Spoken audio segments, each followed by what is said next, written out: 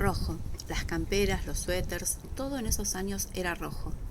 Una foto gris o todas las combinaciones del blanco y negro, pero con pompones rojos, con manchas rojas, como pequeñas motas del siga a la línea de puntos para construir el dibujo final de esa época.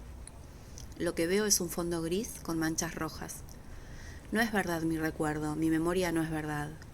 En el marco blanco de las fotos de entonces estaban impresas, en caracteres casi inadvertidos, las pruebas de color de Kodak.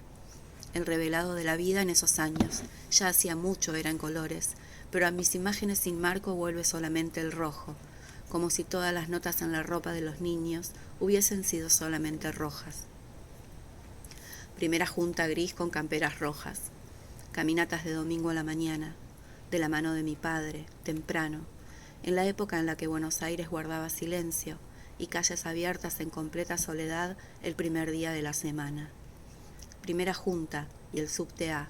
Yo siempre quería paseos en los trenes bajo tierra, siempre quería esos herrajes antiguos, el molinete de madera que me quedaba demasiado alto, siempre quería ese olor de un encierro con grasa de motores, en el hueco de casi un siglo. Un túnel de pasado deslumbrante, pero a veces mi papá ni siquiera me decía que no, cuando yo pedía, tan imperativo como puede ser un chico tímido incluso hasta con su padre. Mi viejo seguía caminando y seguía tomándome de la mano, tranquilo y en silencio, mirando al frente, desoyéndome. Yo entonces entendía que él me demandaba mayor humildad y mayor cuidado. Su no respuesta, la contundencia de esa manera de responderme, parecía decirme que con mis aspiraciones de otra cosa no era capaz de disfrutar de esa nada. Una caminata por las veredas anchas de Primera Junta, en el silencio soleado de las mañanas de domingo, un momento que él buscaba para que estuviéramos juntos, solos, aprendiendo cosas nada más por caminar y dar nuestros buenos días a los vecinos desconocidos que muy temprano salían a comprar el pan. Una foto gris con marco blanco, moteada de rojo y silencio. Había perdido ese recuerdo y me parece que empecé a reconstruirlo junto con otros olvidos que aparecieron después de vos, después de que dejamos de vernos. Una grieta por la que empezaron a filtrar los ríos que habían quedado estancados, demasiado contenidos. Ahora me gustaría estudiarle el gesto, entender qué me decía. No puedo verle bien la cara en ese recuerdo, como si nunca me hubiera hablado de frente y hubiésemos estado siempre caminando por las calles del barrio, mirando hacia adelante, con la certeza de la compañía, pero sin mirarnos. También entonces tuve un amigo que vivía en Primera Junta, en el edificio del Hogar Obrero, Hidalgo y Rivadavia. Un edificio enorme inaugurado en el 55 por una cooperativa socialista del principios del siglo XX, que para cuando mis padres nos compraban la ropa ya se había convertido en una especie de shopping que lo reunía todo: vivienda, crédito y consumo, artículos de bazar, discos, electrodomésticos, ropa de colegio, zapatillas, préstamos cada vez más usurarios. El Hogar Obrero era una tradición argentina que se estaba traicionando, o tal vez estuviera obedeciendo al destino común de toda tradición argentina. Conservaba el nombre, eso sí, un eslogan que para entonces ya entraba en la categoría nacional de tiro al obrero. Arriba tenía una mole de cemento que le pertenecía, un gran edificio de departamentos que era modelo de diseño y en el que vivía ese amigo temporario que apareció de pronto en las imágenes de los recuerdos que empezaron a asaltarme. Quizá todo lo que apareció de memoria vinculado a ese amigo sea una construcción difusa, mentirosa, una estructura de imágenes que probablemente no sea cierta y se haya erigido solamente para acompañar lo que sí recuerdo de ese amigo que vivía en el Hogar Obrero, en uno de esos departamentos que parecía siempre desordenado. Si queríamos jugar teníamos que sacar el canasto de la ropa sucia que ponían en el hall que había entre el living y los dos cuartos, o las cajas con carpetas y papeles a los pies de la biblioteca que entorpecían nuestras carreras de Matchbox.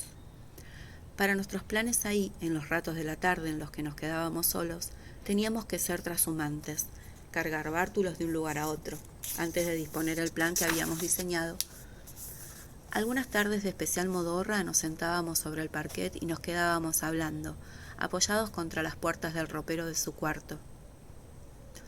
moviendo las manos para reafirmar lo que decíamos, serios o con la ansiedad entusiasmada del chiste, de la ocurrencia. A partir de esas escenas comencé a desplegar lo que más tarde sería uno de los placeres máximos de mi primera juventud, algo que superaba el placer de algunas comidas, e incluso fue un placer mayor que el del sexo, o tal vez una de sus formas menos exigentes y más fecundas, la conversación. No mucho después de ese tiempo de las fotos grises con motas rojas, tuve un amigo con el que desplegábamos largas intervenciones llenas de párrafos.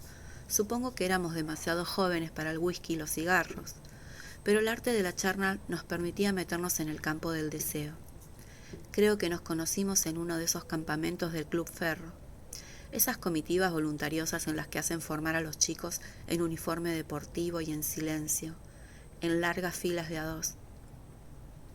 Esas comitivas que preparan a los menores para una vida llena de optimismo. ¡Qué depresión! Un fascismo ligero y constructivo que nunca fui capaz de enfrentar, ni siquiera debido a una cobardía notable. Mi manera de protegerme del régimen era la pereza, una supraideología que supongo que es lo que sostuvo y sostiene mis decisiones más pretendidamente insurgentes. Seguro que nos habremos cruzado en una de esas huidas miserables. Nos habremos reconocido el gesto desesperado de los desertores, miedo atrás, miedo adelante, y las piernas mintiendo pasos largos y calculados, despavoridas. Nos habremos escapado en una de esas tardes de lluvia, en la que los adalides implementaban estrategias bajo techo para contener a la manada. Juegos de mesa en un salón común que acorrala a los que no pueden más que quedarse ensimismados, a practicar su incompetencia, su inadecuación.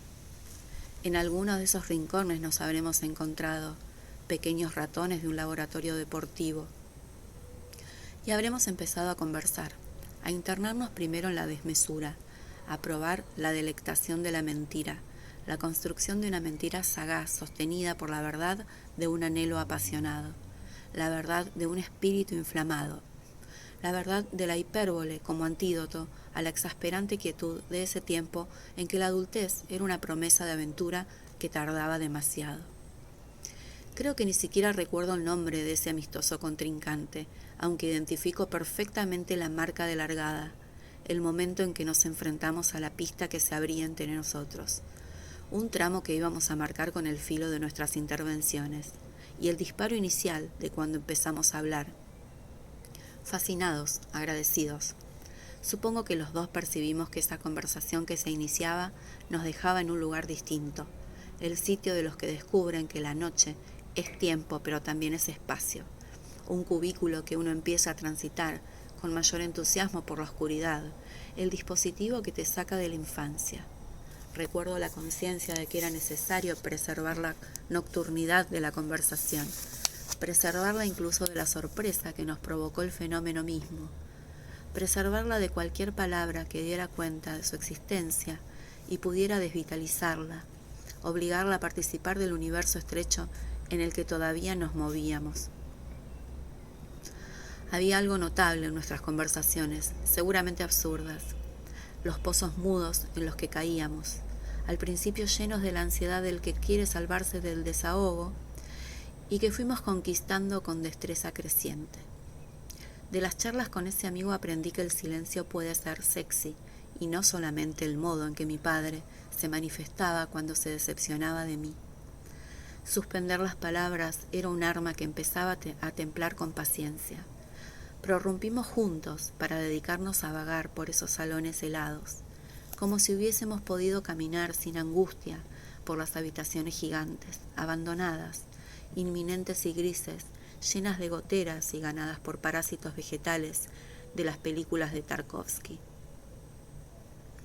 Muchos años más tarde estuve con alguien con quien no teníamos qué decirnos. Esa relación fue honesta, llena de intención y de compromiso.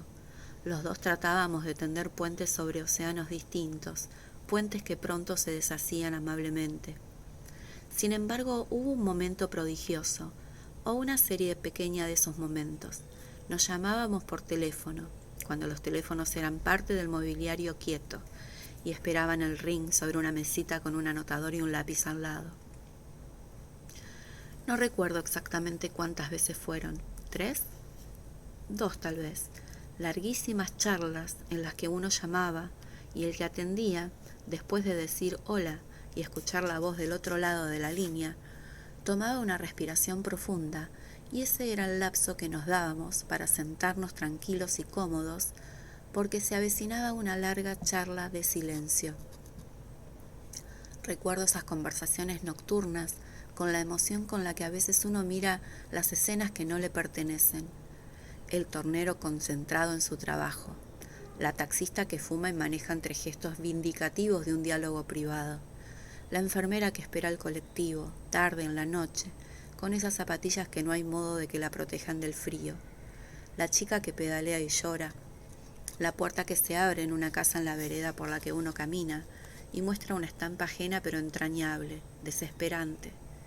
Recuerdo esos larguísimos parlamentos de un silencio sostenido, nada más por el deleite de saber que estábamos respirando juntos. No teníamos nada para decir, o lo que nos contábamos nos aburría y nos alejaba, pero igual queríamos estar. ¿Fueron 3, 2 veces las que llamé o las que el teléfono sonó? ¿Una sola inolvidable? Después de eso volvíamos a vernos una vez más. Nos encontrábamos en un bar. Elegí uno sobre Felipe Vallese, antes de llegar a Rojas. Un bar enorme de gallegos, de puertas de madera y vidrio y paredes de azulejos. Esa vez también estuvimos mudos. En un momento sonreí y se me llenaron los ojos de lágrimas. Fue un encuentro corto. Terminamos el café de esas tazas chicas de loza blanca y una línea verde. No hablamos tampoco, pero ese silencio fue distinto, como si de verdad hubiese estado vacío. Pagamos y no fuimos. No nos vimos más. Supongo que nos habremos ido con el sabor ácido del café porteño, de los bares que entonces resistían.